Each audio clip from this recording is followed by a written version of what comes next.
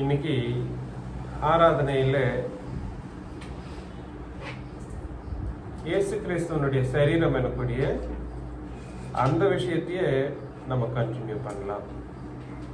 இயேசு கிறிஸ்துவனுடைய சரீரம், இயேசு கிறிஸ்துவனுடைய சரீரம் என்ற இந்த சப்ஜெக்ட் ரொம்ப வேஸ்ட், ரொம்ப பெரிய சப்ஜெக்ட். ஆனாலும் ஒரு 3 பார்ட் மட்டும் நம்ம பார்க்க போகிறோம். அடுத்த வாரமும் அதை பார்க்கலாம்.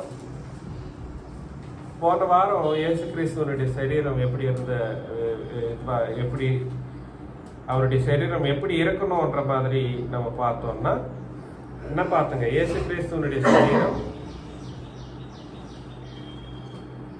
பூமியில் இருந்தப்போ அவருடைய சரீரம் அடிக்கப்பட்டது. அவர் ஒரு ஆட்டுக்குட்டி போல தன்னுடைய சரீரத்தை கொடுத்தார். அது மாதிரி அந்த மனசை நம்மளும் வச்சுக்கணுன்ற அந்த அடிசுவடுகளை நமக்காக வச்சாருன்ற ஒரு விஷயத்த தான் நம்ம பார்த்தோம். அந்த சரீரம் இன்னைக்கு எந்த ரூபத்தில் இருக்குன்னா சபையின் ரூபத்தில் இருக்கு, இல்லைங்களா? இயேசு கிறிஸ்துவனுடைய அன்னைக்கு இருந்த அந்த சரீரம் இன்னைக்கு எப்படி இருக்கு? சபையின் ரூபத்துல தான் இருக்கு. ஆனா போன வாரம் நம்ம பார்த்தப்போ அந்த சரீரம் சபையின் ரூபத்தில் இருக்கின்றதுனால இயேசு கிறிஸ்துவனுடைய பிசிக்கல் சரீரம் எப்படி இருந்துச்சோ அதே மாதிரி எப்படிப்பட்ட பாடுகளை அனுபவித்ததோ அதே மாதிரி இன்னைக்கு இருக்கக்கூடிய சபையும் அதே சரீரம்ன்றப்போ இந்த சரீரமும் பாடுகள் அனுபவிக்க சித்தமா இருக்கணும்ன்ற ஒரு விஷயத்தையும் நம்ம பார்த்துட்டு வந்தோம். ஆனா முக்கியமா இன்னைக்கு நம்ம என்ன பார்க்க போறோம்னா, இயேசு கிறிஸ்துவனுடைய சரீரம் அன்னைக்கு பாடுகள் அனுபவித்தது போல பாவிகளுக்காக பாடு அனுபவிச்சது இல்லைங்களா? இன்னைக்கு பாவிகளுக்காக சபை இந்த சரீரம் எனக்கூடிய சபையும் பாவிகளுக்காக பாடு அனுபவிக்க வேண்டியதா இருக்கு. சுவிசேஷத்தை சொல்றதுக்கு நம்ம போறப்போ இந்த பாவிகள் என்ன பண்ணுவாங்கன்னா நம்மளை கஷ்டப்படுத்துவாங்க, திட்டுவாங்க, பேசுவாங்க. அதெல்லாம் நம்ம கேட்டுட்டு போயிட வேண்டியதுதான். புரியுதுங்களா? ஒருவேளை லீகலா லீகலா நம்ம எடுத்துக்கலாம், அதெல்லாம் ப்ராப்ளம் ஒன்றும் கிடையாது. பட் நான் என்ன சொல்ல வரேன்னா, முக்கியமா சபையில் இருக்கிற எல்லா சகோதர சகோதரிகள் ஒரே சரீரமா இருக்கத்தக்க வேண்டியவர்களா இருக்கிறோம். எப்படி இருக்கிறோம்? ஒரே சரீரம். யாருடைய சரீரம்? மறுபடியும் பார்க்கலாம். எபேசியர் 1ஆம் அதிகாரம் எபேசியர் 1ஆம் அதிகாரம் 23ஆம் வசனத்தை நம்ம பார்க்கலாங்க. எல்லாவற்றாலும் நிரப்புகிறவருடைய நிறைவாகிய சரீரமான சபைக்கு, பாத்தீங்களா? எல்லாவற்றாலும் நிரப்புகிறவருடைய நிறைவாகிய சரீரமான சபைக்கு அவரே எல்லாவற்றுக்கும் மேலாக தலையாக தந்தள்ளினார். பாத்தீங்களா? இயேசு கிறிஸ்து சபைக்கு எப்படி இருக்காருங்க? தலையா இருக்கிறார். ஆனா சபைகள் என்ன சொல்லப்படுதா? சபைன்னு சொல்லப்படுதுங்களா? சபை மட்டும்தான், ஒரே சபை. புரியுதுங்களா? ஒரே சபையா இருக்கிற நம்ம எல்லாரும் ஒன்றா இருக்க வேண்டியவர்களா நம்ம இருக்கிறோம். இந்த ஒரே சபையில 1ஆம் நூற்றாண்டுல ஒரு சபை இருக்குங்க. அந்த ஒரு சபை எப்படி, ஒரு ஏரியால இருக்கக்கூடிய சபை எப்படி தயாராகப்பட்டதுன்றத நம்ம ஒரு வாட்டி பார்க்கலாம். 1 கொரிந்தியர் 1ஆம் அதிகாரத்துல 1 கொரிந்தியர் 1ஆம் அதிகாரம் 9ல இருந்து நம்ம படிக்கலாம். நம்முடைய குமாரனும் நம்முடைய கர்த்தருமாய் இருக்கிற இயேசு கிறிஸ்துவுடனே ஐக்கியமாய் இருப்பதற்கு உங்களை அழைத்த தேவன் உண்மையுள்ளவர். நம்ம எதுக்கு அழைத்தாரா? இயேசு கிறிஸ்துவுடனே ஐக்கியமாய் இருப்பது. அதாங்க, இயேசு கிறிஸ்து நமக்கு என்னவா இருக்கிறாருன்னா சரியா இருக்கிறார். இயேசு கிறிஸ்து நமக்கு என்னவா இருக்கிறாரு? இப்பதானே அந்த வசனத்தை நீங்க படிச்சீங்க எபேசியர்ல. இயேசு கிறிஸ்து ஒரே சரீரம் எனக்கூடிய சபைக்கு என்னவா இருக்கிறாருன்னா ஒரே சரியா இருக்கிறார். சபைக்கு ஒருத்தர் மட்டும்தான் சிறை. புரியுதுங்களா நான் சொல்றது? யாரு சிறை? தலை யாரு? சபைக்கு ஒரே தலை தாங்க. ஒரே சரீரம் எனக்கூடிய சபைக்கு தலை யாரு? அத நம்ம அப்படிதான் புரிஞ்சுக்கணும். அப்ப பிதாவாகி தேவன் திருப்பி அங்க நம்ம என்ன பண்ணக்கூடாது? குறுக்கிடக்கூடாது. இயேசு கிறிஸ்துவுக்கு தலை யாரா இருக்கிறாரு? சரி யாரா இருக்கிறாங்கன்னா பிதாவாகிய தேவனா இருக்கிறார் என்ற ஒரு விஷயம் தனிப்பட்ட முறையில பேசக்கூடிய விஷயம். சபைக்கு கிடையாது. எபேசியர்ல அதே கொரிந்தியர்ல நம்ம பார்க்கிறோம் 11ஆம் அதிகாரத்துல இயேசு கிறிஸ்துக்கு யாரு சிறையா இருக்கிறாருன்றத பார்க்கிறோம். 16ஆம் அதிகாரத்துல இயேசு கிறிஸ்துக்கு பிதாவாகிய தேவன் சிறையா இருக்கிறார். சிறை என்ன? அது தனிப்பட்ட முறையில் சிறை, புரியுதுங்களா? அதே மாதிரி சபைக்கு பிதாவாகிய தேவன் சிறை கிடையாது. சபைக்கு பிதாவாகிய தேவன் சிறை கிடையாது. புருஷனுக்கு சிறை யாரு? கிறிஸ்து. புருஷனுக்கு இது தனிப்பட்ட முறையில், சபை இல்லை. புருஷனுக்கு சிறை யாருங்க? கிறிஸ்து. அதே மாதிரி ஸ்திரீக்கு சிறை யாருங்க? புருஷன். இது தனிப்பட்ட முறையில பேசுற ஒரு ஆர்கனைசேஷன் ஸ்ட்ரக்சர். நான் சொல்றது புரியுதுங்களா? சபைக்கு சிறை மட்டும் யாருங்க? இயேசு கிறிஸ்து மட்டும்தான். புரியுதுங்களா? சபைக்கு சிறை யாரு? இயேசு கிறிஸ்து. இங்க சொல்ற அந்த விஷயத்துல நம்ம படிக்கிறப்போ கிறிஸ்து எனக்கூடியவருக்கு அவரு கூட நம்ம எப்படி இருக்க போறோமா? எப்படி இருக்கணும்ன்றதுக்காக நம்ம அழைக்கப்பட்டிருக்கிறோமா? ஐக்கியமா இருக்கிறதுக்கு. சபையானது இயேசு கிறிஸ்து எனக்கூடிய சிறையில் எப்படி இருக்கணும்? ஐக்கியமா இருக்கணும். அதுக்காக தான் நம்ம என்ன பண்ணப்பட்டிருக்கிறோம்? அழைக்கப்பட்டிருக்கிறோம். அதனால இந்த சகவாசம் இல்ல இந்த ஐக்கியம் என்றது சபையில் இல்லைன்னா ரொம்ப ரொம்ப ரொம்ப ப்ராப்ளமேட்டிக் ஆயிடும். அது எங்க போய் முடியும்னா, சபையில் ஐக்கியம் இல்லாதவர்கள் யாரா இருந்தாலும் அதனுடைய முடிவு நரகம். டைரக்ட். இதுல மன்னிப்பு இல்ல எதோ ஆலோசனைகளோ வராது. தயவு செஞ்சு இந்த விஷயத்துல நான் சொல்றத புரிஞ்சுக்கீங்க. எந்த சகோதரனும் சகோதரியும் ஐக்கியமா இல்லாம போயிட்டு இங்க அப்பத்துல திராட்சை ரசத்துல ஆராதனையில ஐக்கியமா இருக்கிறதுக்கு ட்ரை பண்றவங்க யாரா இருந்தாலும் அது அவங்களுக்கு சாபத்துல தான் போய் முடியும். நான் அப்ரண்டா சொல்றேன். மன்னிக்கிற தன்மை நம்ம ரொம்ப இன்வால்வ் பண்ணிக்கணும். அன்பு காட்டுற ஒரு விஷயத்த நம்ம கண்டிப்பா இது பண்ணணும். பிரிஞ்சு போயிட்டாங்க பாத்தீங்களா? யாரா இருக்கட்டும், தெலுங்குல நிறைய பேர் உபதேசகர்களே என்னை விட்டு பிரிஞ்சு போயிட்டாங்க. அவங்கள பத்தி நான் பேசுறதுக்கு எனக்கு பிடிக்கல. பட் பிரிஞ்சு போயிட்டவங்கள அவங்களுக்கும் சொல்ல வேண்டிய விஷயம் என்னடான்னா, சபையை பிரிக்கிறதோ இல்ல பிரிக்கிற மாதிரி இருக்கிறதோ இயேசு கிறிஸ்துவோட சரீரத்தை திருப்பி 2வது வாட்டி என்ன பண்ற மாதிரி சிலுவையில அறையிற ஒரு ரூல், அது கணக்கு. புரியுதுங்களா? அதனால படிக்கலாம் 10ஆம் வசனம். சகோதரரே, நீங்கள் எல்லாம் ஒரே காரியத்தை பேசவும். என்னதுங்க? ஒரே காரியத்தை பேசவும். எந்த ஒரே காரியத்தை பேசணும்? எப்பவுமே சரி, சபையில் இருக்கிறப்போ உங்க பர்சனல் இஷ்யூஸ் பிரீச்சருக்கு சொல்லுங்க. யாருக்கு சொல்லுங்க? உங்க பர்சனல் கஷ்டம் இருக்கட்டும். நான் உங்களுக்கு இதுக்கு முன்னாடி சொல்லியிருக்கிறேன், இன்னைக்கும் சொல்றேன். உங்களுடைய எல்லா கஷ்டங்களை முதல்ல எனக்கு சொல்லுங்க. நான் யாரு ஒருத்தருக்கு இவங்க இந்த கஷ்டப்படுறாங்க, இன்னொருத்தர் இந்த கஷ்டப்படுறாங்கன்னு இன்னொருத்தர்கிட்ட நான் என்னைக்குமே பேச மாட்டேன், பேசணும் கிடையாது. அவங்களுடைய கஷ்டங்க அவங்க சொல்லிக்குவாங்க. அதுக்காக நான் ஜெபம் பண்றதுக்கு நான் ரெடியா இருக்கிறேன், பண்ணிட்டும் இருக்கிறேன், பண்ணுவேன் எப்பவுமே. புரியுதுங்களா? ஆனா பர்சனல் இஷ்யூஸை உங்களுக்கே நீங்க பேசுனீங்கன்னா இந்த வார்த்தையை இப்ப பாத்தீங்களே, ஒரே காரியத்தை பேசணுன்றது இது ஆவிக்குரிய காரியங்களை நீங்க பேசிக்கீங்க.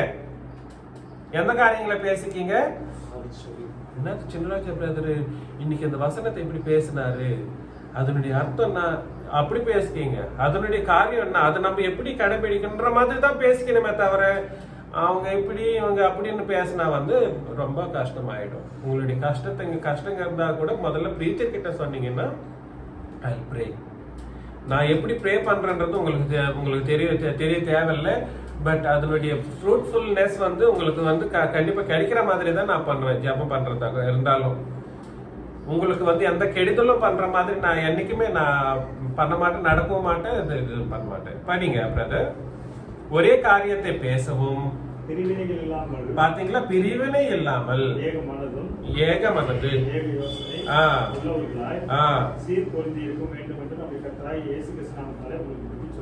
நான் தெலுங்கு சபையில சொன்னது இங்கேயும் சொல்றேன். எந்த எமர்ஜென்சியா இருந்தாலும் முதல்ல எனக்கு சொல்லுங்க. எந்த கஷ்டமா இருந்தாலும் எனக்கு சொல்லுங்க. நம்ம சபையில யூடியூப் நம்ம சேனல்ல இல்ல நம்ம குரூப்ல வைக்கிட்டு இருந்தாலும் அது ஒரு சபையாருடைய பிரேயர் தேவைப்படுதுன்னா சேனல் குரூப்லயே வச்சிடலாம், எல்லாரும் சேர்ந்து ஜெபம் பண்ற மாதிரி பண்ணிக்கலாம். நம்ம முதல்ல தேவனையும் கர்த்தரையும் நம்ம நாடணுங்க, எந்த கஷ்டமா இருந்தாலும். அதுக்கப்புறமா நம்ம வந்து ஹாஸ்பிட்டலைசேஷன் ஆகணும், இல்லை வேற ஏதாவது இருந்துச்சுனாலும் அது நம்ம நெக்ஸ்ட் செகண்டரியா தான் அதை தான் யோசனை பண்ணணும். முதல்ல நம்ம தேவனுடைய சகாயத்தை, கர்த்தருடைய சகாயத்தை தான் நம்ம வேண்டணும். புரியுதுங்களா நான் சொல்றது?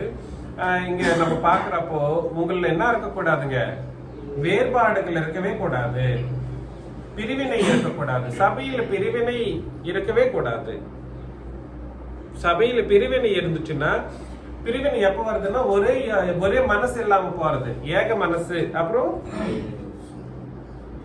ஏக மனசு, ஏக யோசனை உள்ளவர்களாய் சீர்பொருந்தி இருக்கவும் வேண்டும் என்று டிசிப்ளின் இருக்கணுங்க, சீர்பொருந்தி இருக்கணும்.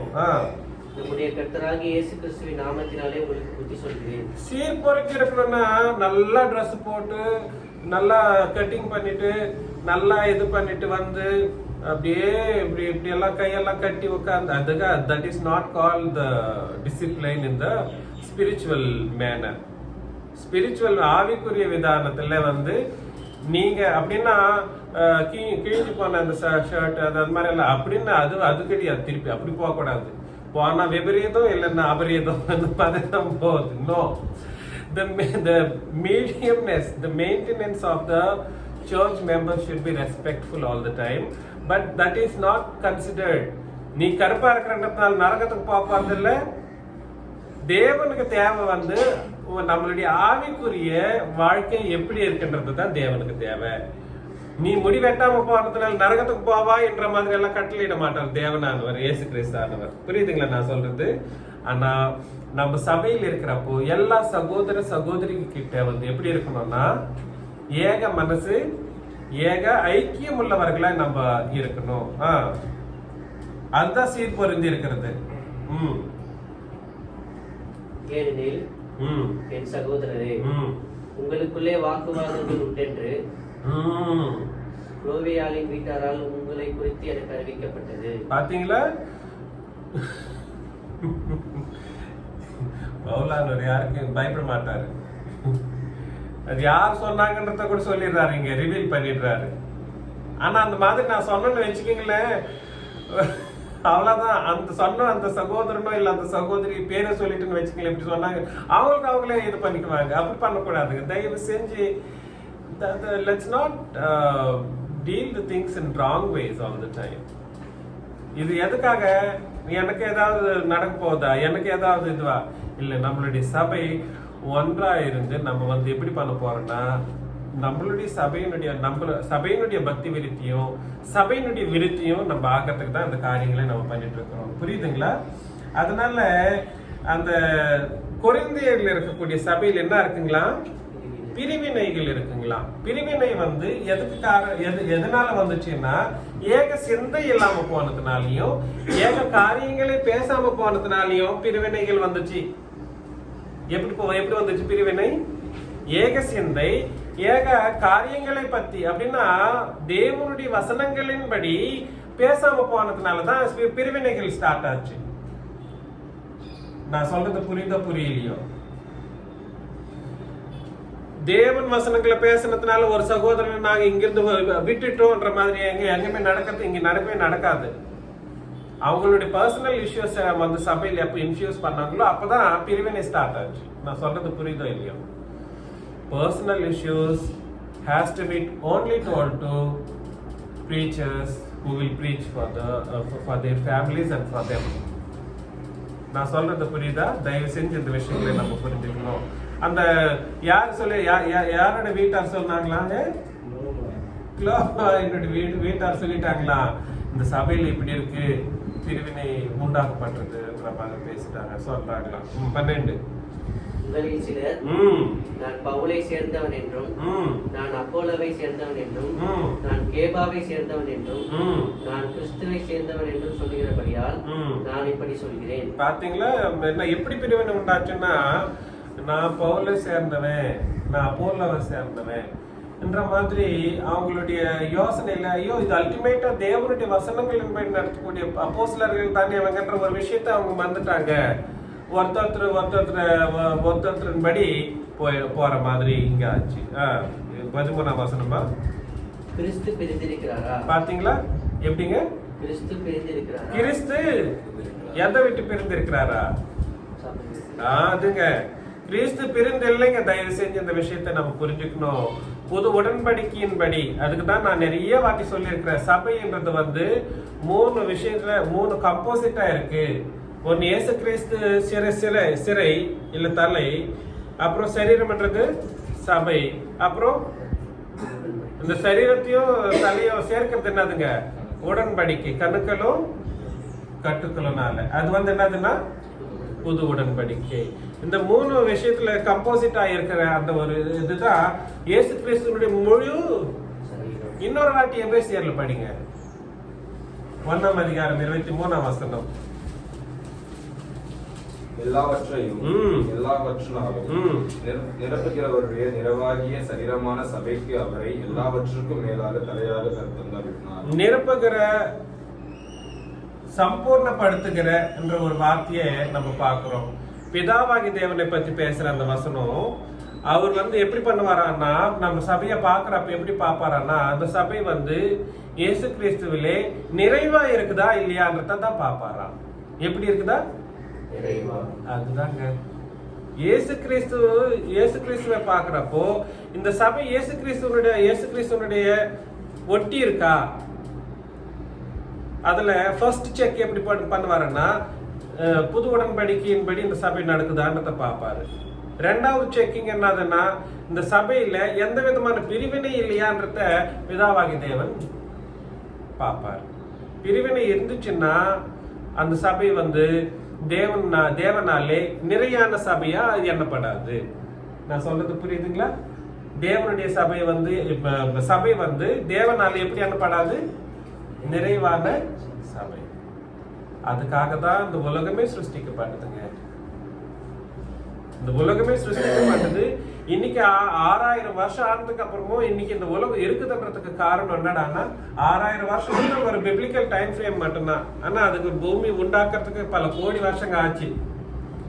பூமி உண்டாக்கப்படுறதுக்கு, அந்த சூரிய சந்திர நட்சத்திரங்கள் உண்டாக்கப்படுறதுக்கு பல கோடி வருஷங்கள் ஆயிடுச்சு.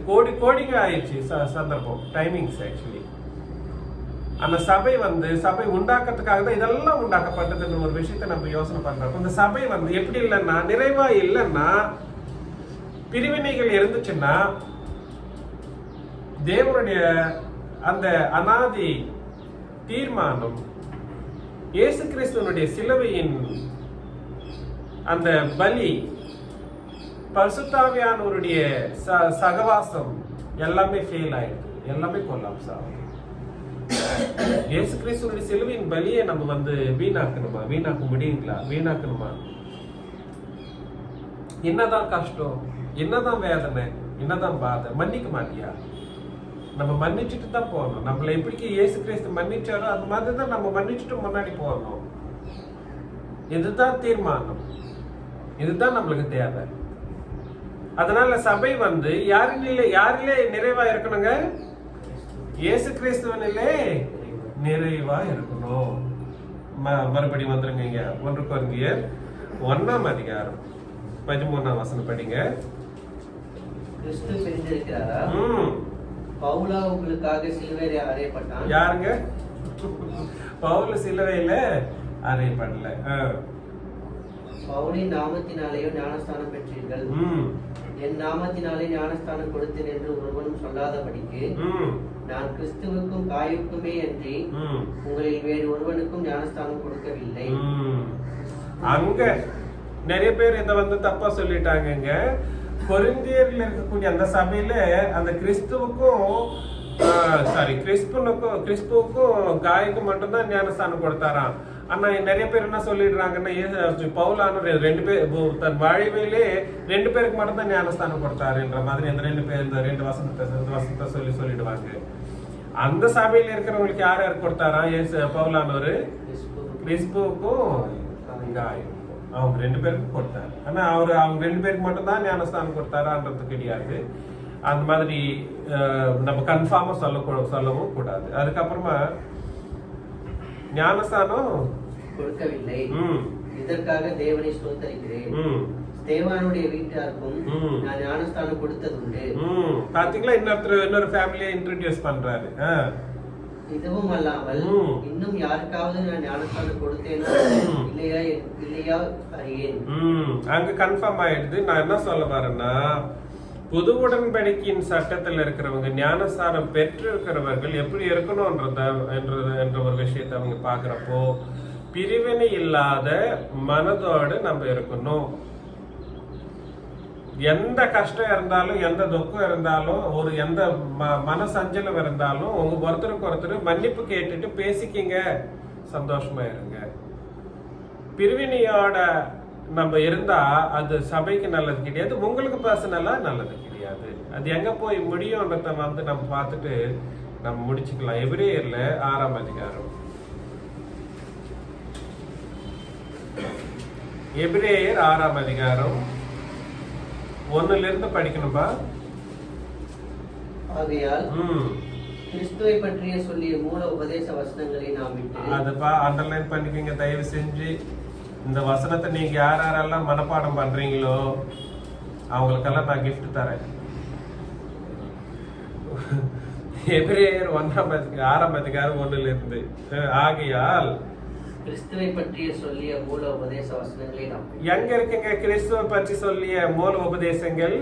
மத்தேயு, மார்க்கு, லூக்கா, யோவான்ல இருக்கு. அந்த மூல உபதேசத்தை நம்ம என்ன பண்ணணுமா, வசனங்களை நாம் விட்டு, அந்த வார்த்தையை சொல்லணும் இல்லையோ, இயேசு கிறிஸ்துவ பத்தி விட்டுட்டு சொல்றியா நீ? நான் சொல்லல, அங்க வசனம் சொல்லுச்சு. சின்னராஜா எப்படிப்பட்ட உபதேசம் பண்றாருப்பா, ரொம்ப தப்பான உபதேசம் பண்றாருப்பா, இயேசு கிறிஸ்துவை பத்தி எழுதின அந்த வசனங்களை விட்டு சொல்றாரு. இயேசு கிறிஸ்துவ பத்தி எழுதின அந்த வசனங்கள் பத்தி விட சொல்லி நான் சொல்லல, சின்னராஜா சொல்லல. Who is Chinnaraja here? யாருங்க சின்னராஜா? யாருங்க சின்னராஜா? கிடையாது. தேவனானவர் சொல்ற அந்த வசனத்தை நம்ம புரிஞ்சுக்கணும். அதை விட்டுட்டு நம்ம என்ன பண்ணணுமா, செத்த கிரியைகளுக்கு நீங்களாகும் மனம். செத்த கிரியைகள் இஸ் ஈக்குவல் டு பாவங்கள். செத்த கிரியைகள் இஸ் ஈக்குவல் டு பாவங்கள். செத்த கிரியைகள் என்னையா? அதுக்கு பேர் சொல்லுங்க. செத்த கிரியைகளை விட்டு. அது என்ன செத்த கிரியைகளை விட்டு? அதுக்கு ஏன் அந்த பேர் பாவத்துக்கு? ஐடியா இருக்குங்களா? என்னைக்கு நம்ம பாவம் பண்றோமோ நம்மளுடைய ஆவியில் இருக்கக்கூடிய ஜீவனை அது எடுத்துருது. அதனாலதான் ஆவியை சாகர மாதிரி பண்ற காரணத்தினால அந்த கிரியைக்கு என்ன பேருன்னா செத்த பேரு, செத்த கிரியை என்ற பேர். செத்த கிரியைகளுக்கு நீங்களாகும் மனம் திரும்புதல், தேவன் பேரில் வைக்கும் மனம் திரும்புதல், தேவன் பேரில் வைக்கும் விசுவாசம், ஸ்தானங்களுக்கு அடுத்த உபதேசம், ஞான ஸ்நானங்களுக்கு அடுத்த உபதேசம், கைகளை வைக்குதல், மரித்தோரின் உயிர்த்தெழுதல், நித்திய நியாயத்திற்கு என்பவைகளாகிய அஸ்திபாரத்தை மறுபடியுமே போடக்கூடாது. அஸ்திபாரம் புரியுதுங்களா? எந்தெந்த விஷயத்துல அஸ்திபாரம் போடக்கூடாது? அப்போஸ்தலர்கள் ஒரே விஷயம் என்ன பண்ணிருக்காங்க, உபதேசத்தை ஒரு விஷயம் மட்டும் தான் கொடுத்துட்டாங்க. திருப்பி நீ என்ன பண்ணக்கூடாது, அஸ்திபாரம் போடக்கூடாது. அப்போஸ்தலர்கள் என்ன சொன்னாங்களோ அதுதான் அப்போஸ்தலருடைய உபதேசம். அப்போஸ்தலர்களால சொல்லப்பட்ட எழுதப்பட்ட அந்த நிருபங்கள் நம்மளுக்கு இன்னைக்கு எழுத்துக்களின் மூலமா கொடுத்திருக்கப்பட்டிருக்கு. அதுக்கு நம்ம என்ன பண்ணக்கூடாதுன்னு நிறைய பேரு ஒரு வசனத்தை புது உடன்படிக்கையில சொல்லுவாங்க, அதை ப்ரூவ் பண்றதுக்கு எங்க போவாங்க, அஸ்திபாரம் போடுறதுக்கு பழைய உடன்படிக்கைக்கு போவாங்க. அதுதான் அதனுடைய காரணம். அது எந்தெந்த விஷயத்துல அஸ்திபாரம் போடக்கூடாதோ கிளியரா சொல்லிட்டாரு. அங்கேயே என்னென்ன விஷயங்க சொல்லுங்க. இல்லப்பா, செத்த கிரியைகளுக்கு நீங்களாகும் மனம் திரும்புதலுக்கு ஏற்ற உபதேசம் பண்றப்போ நம்ம என்ன பண்ணக்கூடாதுன்னா அஸ்திபாரம் போடக்கூடாது. மறுபடியும் அஸ்திபாரம் போடக்கூடாது. அப்படின்னா என்னன்ற அர்த்தம், சுவிசேஷத்தை சொல்ற எந்த விஷயத்திலையும் எங்க போய் சுவிசேஷத்தை சொன்னாலும் பழைய உடன்படிக்கை சேர்க்கவே கூடாது. அதுதான் அதனுடைய கருத்து. அப்புறம் தேவன் பேரில் வைக்கும் விசுவாசத்தை நம்ம உபதேசம் பண்றப்போ பழைய உடன்படிக்கையே சேர்க்க கூடாது. புது உடன்படிக்கையின் விசுவாசத்தை உபதேசம் பண்றப்போ கச்சிதமா கண்டிதமா நம்ம என்ன பண்ணக்கூடாதுன்னா பழைய உடன்படிக்கையே சேர்த்து அஸ்திபாரம் போட்டு உபதேசம் பண்ணக்கூடாது. அஸ்திபாரம் ஆல்ரெடி போட்டு ஆயிடுச்சு, அவங்க சொல்லிட்டாங்க, நாங்க சொன்னதையும் நீங்க சொல்லுங்க. அப்போஸ்தலர்கள் என்ன சொன்னாங்களோ அதையே நம்ம என்ன பண்ணணும், சொல்லணும். இதுக்கு மிஞ்சின ஆலோசனை நமக்கு வரவே கூடாதுங்க. அப்புறம் தேவனுக்கு சித்தமானால் இல்லப்பா, நான் ஒரு விஷயமா சொல்லிட்டு வரேன். எந்தெந்த விஷயத்துல அஸ்திபாரம் போடக்கூடாது, மனம் திரும்புதலுக்கு ஏற்ற சுவிசேஷத்தை உபதேசம் பண்றப்ப அஸ்திபாரம் போடக்கூடாது. தேவன் பேரில் வைக்கும் விசுவாசத்தை உபதேசம் பண்றப்ப என்ன பண்ணக்கூடாது, அஸ்திபாரம் போடக்கூடாது. ஞானஸ்தானத்துக்கு ஏற்ற உபதேசத்தை பண்றப்ப என்ன பண்ணக்கூடாதுங்க, அஸ்திபாரம் போடக்கூடாது. ஞானஸ்தானத்தை என்னென்னதையோ யோவான் கிட்ட போயிடுவாங்க. ஞானஸ்தானம் கொடுத்த அந்த பழைய ஏற்பாட்டு ஞானஸ்தானத்துல அந்தந்த காரியங்களை சொல்லிட்டு பண்ணிட்டு இருப்பாங்க. அவர் சொன்னதுங்களெல்லாம் சொல்லுவாங்க. புரியுதுங்களா நான் சொல்றது? அதெல்லாம் என்னைக்கு இன்க்ளூட் பண்றாங்களோ இவங்க என்ன பண்ணிட்டு இருக்காங்க, புது அஸ்திபாரம் போட்டுட்டு இருக்காங்க. ஞான ஸ்நானங்களின் அடுத்து உபதேசம் பண்றப்போ அப்புறம் கைகளை வைக்குதல் கிறிஸ்துவன் சபையார்ன்ற பொய்யான கிறிஸ்துவன் சபையாரும் அந்த கைகளை வச்சு ஆசீர்வாதம் பண்ற மாதிரி யாரும் பண்ணிட மாட்டாங்க. அவங்களே பண்ணிட மாட்டாங்க. ஏன்னா அவங்களுடைய பாவங்க இவங்களுக்கு வந்துருதுன்ற மாதிரி அந்த மாதிரி எல்லாம் யோசனை பண்ண தேவையில்லை. பட் கைகளை வைக்குதல்ன்றது அப்போஸ்தலர்கள் அன்னைக்கு பண்ணது. அது நீங்க இன்னுமே பண்ணக்கூடாது. அப்புறம் மரித்தோரின் உயிர்த்தெழுதல். என்னதுங்க? அதாங்க மரித்தோரின் உயிர்த்தெழுதல். அது புது உடன்படிக்கையின் படிதான் நடக்கும். புரியுதுங்களா? இதுக்கு நான் புதுசா சொல்ல வேண்டிய அவசியம் கிடையாது. மரித்தோரின் உயிர்த்தெழுதலை பத்தி இயேசு கிறிஸ்து நம்மளுடைய பாவங்களுக்காக மரித்து அடக்கம் பண்ணப்பட்டு 3ஆம் நாளிலே உயிர்த்தெழுந்த அந்த விஷயத்தை நம்ம புரிஞ்சுக்கணும்னா அதை பத்தி திருப்பி பழைய ஏற்பாட்டுல போயிட்டு அஸ்திபாரங்களை நம்ம தேடவே அவசரம் இல்லை, தேடவே கூடாது. நித்திய அண்டர்லைன் பண்ணிக்கங்க, நித்திய நியாய தீர்ப்பு. நியாயம் தீர்க்கப்படுறதுக்கும் என்ன பண்ணக்கூடாதுங்க. இன்னைக்கு நிறைய சிம்பிளான கேள்விங்க கேட்டாலும் உங்களுக்கு புரிஞ்சிடும். சிம்பிள் கேள்வி நான் நிறைய வாட்டி கேட்டிருக்கிறேன், உங்களுக்கும் கேட்டிருக்கிறேன், உங்களுக்கு ஞானஸ்தானம் கொடுக்கறதுக்கு முன்னாடியும் நான் கேட்டிருக்கிறேன். என்னைக்காவது நித்திய நியாய தீர்ப்புன்றது நடக்க போகுது இல்லைங்களா? அந்த நித்திய ஜீவன் எனக்கூடிய பரலோகத்துக்கு போறதுக்கு முன்னாடி நித்திய நியாய தீர்ப்பு ஒண்ணு நடக்கும். அந்த நியாய தீர்ப்புக்கு பிரமாணமாக எந்த உடன்படிக்கை இருக்குன்ற ஒரு விஷயத்தை நம்ம பாக்குறோம். எங்க பாக்குறோம்? யாக்கோபு 2ஆம் அதிகாரம் 10, 11, 12.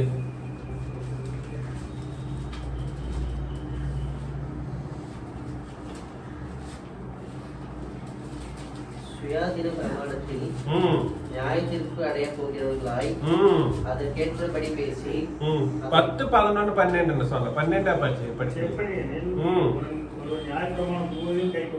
நியாயப்பிரமாணம் முழுவதையும் கை கொண்டிருந்தும் ஒன்றிலே தவறினால் நியாயப்பிரமாணத்தின்படி தான் குற்றவாளியா தீர்க்கப்படுவான் இல்லைங்களா?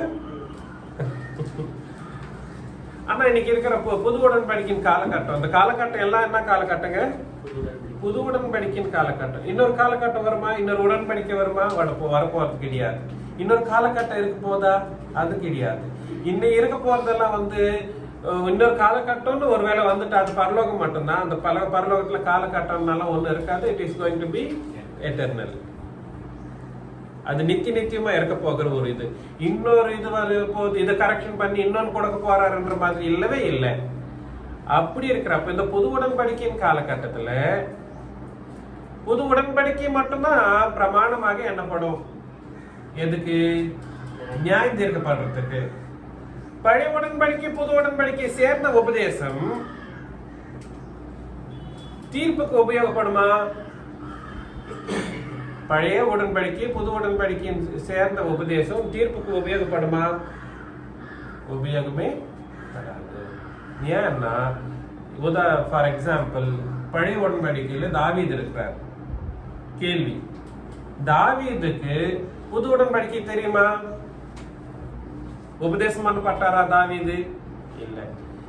புது உடன்படிக்கை தெரியுமான்னா தெரியாது. அப்படி இருக்கிறப்போ பைபிள் 66 புத்தகங்களை சேர்ந்த ஒரு வசனங்களின் படி அவர் நியாயம் தீர்க்கப்படுவாரா? சொல்லுங்க, முடியவே முடியாது. ஏன்? ஏன்னா அவர் இருந்த காலகட்டத்தில் இருந்த அந்த பிரமாணம் என்ன பிரமாணங்க? நியாய பிரமாணம் மட்டும்தான். அப்படி இருக்கிறப்போ புது உடன்படிக்கையின் காலகட்டத்தில் இருக்கிற நமக்கு மட்டும் எப்படி 66 புஸ்தகத்தில் இருக்கிற உபதேசத்தினால நம்ம நியாயம் தீர்க்கப்பட முடியும்? புரியுதுங்களா நான் சொல்றது? அதனால நித்திய நியாயம் தீர்க்கப்பட போகிற அந்த உபதேசத்திற்கும் நம்ம என்ன பண்ணக்கூடாது? அஸ்திபாரங்களை தயவு செஞ்சு இந்த விஷயத்தை நம்ம புரிஞ்சுக்கணுங்க. அஸ்திபாரம் மறுபடியும் போடுறது இயேசு கிறிஸ்துவை மறுபடியும் சிலுவையில் அறையிறது தான். இயேசு கிறிஸ்துவனுடைய சரீரத்திலே நம்ம என்ன பண்ணிட்டு இருக்கிறோம்? அவருடைய காயங்களை நம்ம இன்னும் என்ன பண்ணிட்டு இருக்கிறோம்னா கீறி கொண்டுட்டு இருக்கிறோம். தயவு செஞ்சு இன்னைக்கு உயிரோட இருக்கிற சபையில் இருக்கிற எல்லாரும் புது உடன்படிக்கையின் படி மட்டும்தான் காரியங்களை நடத்துறோம். அதன்படிதான் அஸ்திபாரம் இல்லாத உபதேசங்களின்படி காரியங்களை நடத்தணும். நியாய பிரமாணத்தை திருப்பியும் நம்ம சேர்த்தோம்னா, இல்ல புது புது அஸ்திபாரங்களை நம்ம போட்டோம்னா, இயேசு கிறிஸ்துவனுடைய சிலுவையில அவர் நம்ம இன்னைக்கும் அவர் என்ன பண்ணுவோம்னா, அவர் சிலுவையில நம்ம இன்னைக்கு அறியறவங்களா என்னப்படுவோம். 3ஆம் வசனம் படிங்க. சாரி, கண்டினியூ பண்ணுங்க அந்த வசனத்தை. 2ஆம் வசனம் லாஸ்ட்ல. இல்ல பிரதர், இங்க 6ஆம் அதிகாரம், எபிரேயர் 6ஆம் அதிகாரம் 2ஆம் வசனத்துல நித்திய நியாய தீர்ப்பு எனப்படவைகளாகிய அஸ்திபாரத்தை மறுபடியும் போடாமல்னா போட்டுதான் ஆகணும்னு வாங்க இன்னைக்கு.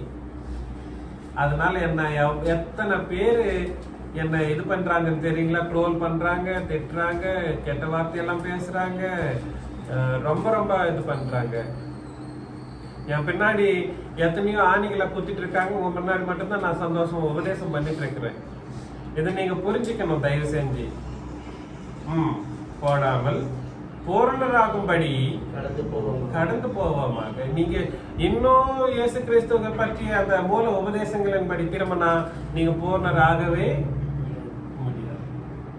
இது எவ்வளவு ஒரு பாவமான உபதேசம் மாதிரி பேசுவாங்க. இயேசு கிறிஸ்துவ பற்றி இந்த மூல உபதேசங்களை நிறுத்துங்கடா பிள்ளைங்களான்றாரு பவுலானவர். இல்லைன்னா நம்ம என்ன ஆக முடியாது?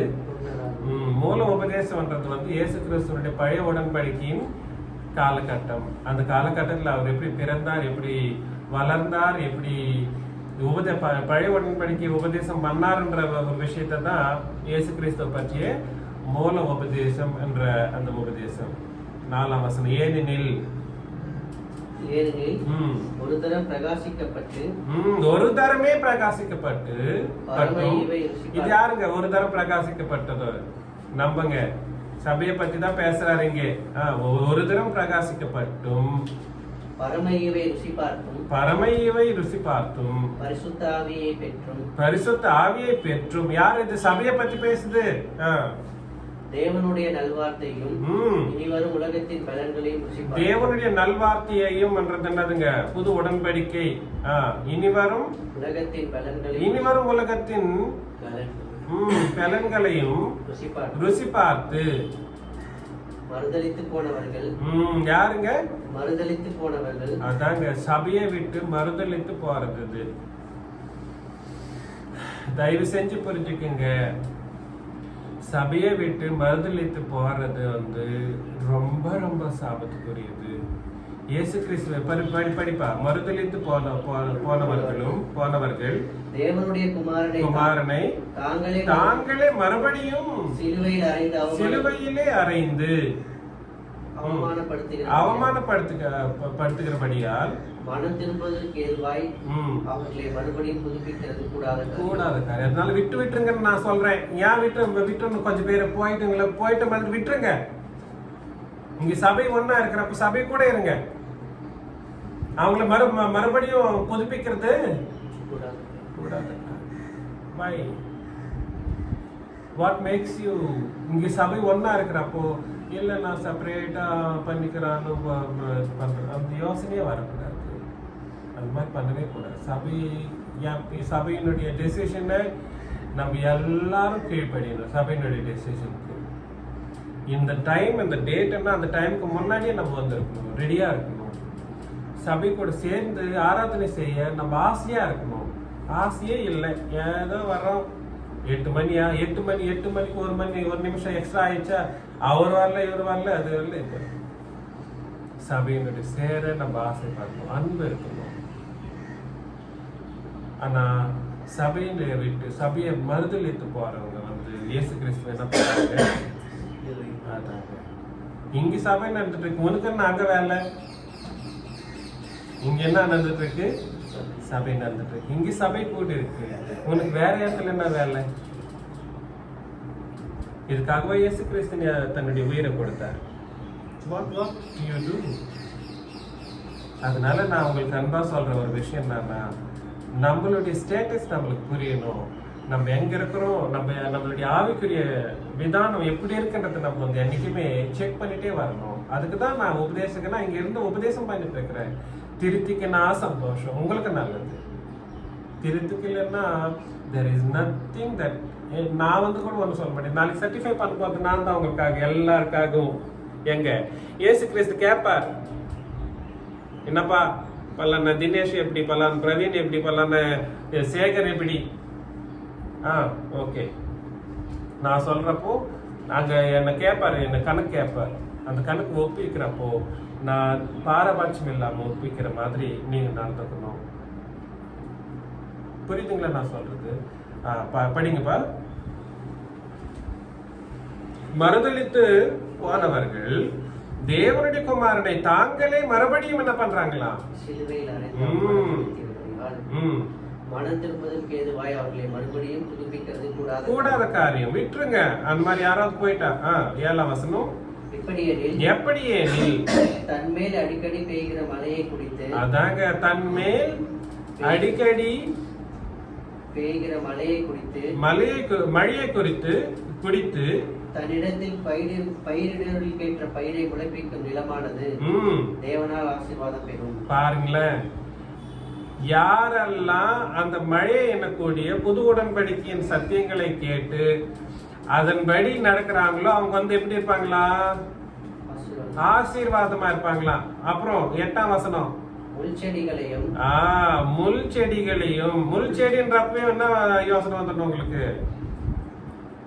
முள் செடிகளையும் முள் பூண்டுகளையும் முளைப்பிட்ட நிலமோ, அதுதாங்க. முள் செடிகள் வரக்கூடாது, முள் பூண்டுகள் வரக்கூடாது. முள் செடிகள் வந்து நியாயப்பிரமாணம். என்னதுங்க? முள் செடிகள் வந்து என்னது?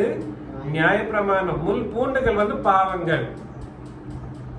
முள் பூண்டை வந்து நம்ம பிடிக்கலாம், ஆனா முள் செடியை பிடுங்கிறது ரொம்ப கஷ்டம்.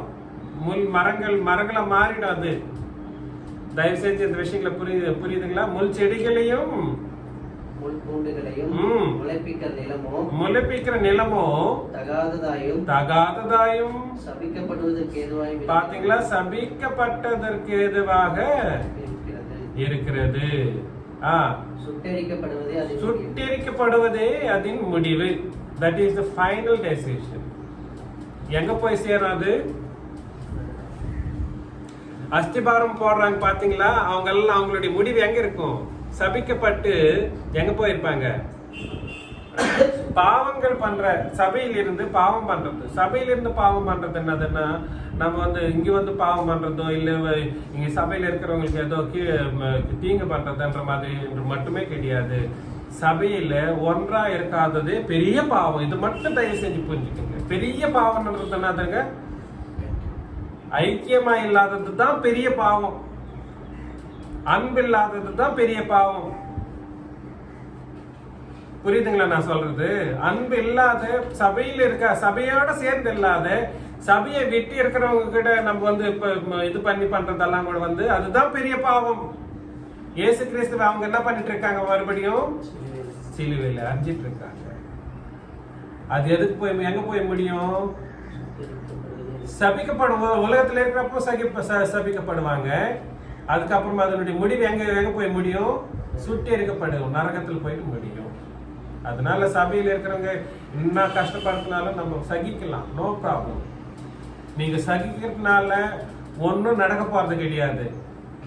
எதிராக இருக்கிற அந்த சகோதரனே கஷ்டப்படுவான். அப்புறமா உங்களை கஷ்டப்படுத்தின அந்த சகோதரனை வந்து நீங்க சகிச்சிட்டீங்கன்னா அந்த சகோதரனுக்கு வந்து அது சாபமா மாறிடும்.